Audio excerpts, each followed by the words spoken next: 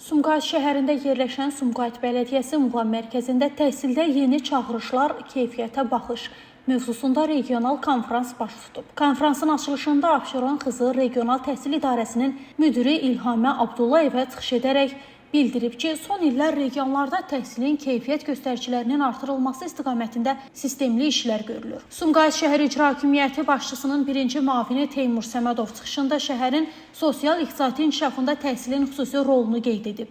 O bildirib ki, məktəblərin maddi-texniki bazasının gücləndirilməsi, infrastrukturun yenilənməsi və gənclərin keyfiyyətli təhsilə əlçatanlığının artırılması istiqamətində tədbirlər davam etdirilir. Elm və Təhsil Nazirinin müavini Kənan Kərimzadə çıxışında ölkədə həyata keçirilən təhsil islahatlarından danışıb. Konfrans çərçivəsində İqtisadi Əməkdaşlıq və İnkişaf Təşkilatının təhsil və bacarıqlar üzrə direktoru Andreas Şleyxer video müraciət ünvanlayıb. Milli Məclisin deputatı, Elm və Təhsil Komitəsinin üzvü Mehriban Vəliyeva çıxış edərək təhsil sayəsində qanunvericilik təşəbbüslərindən söz açıb.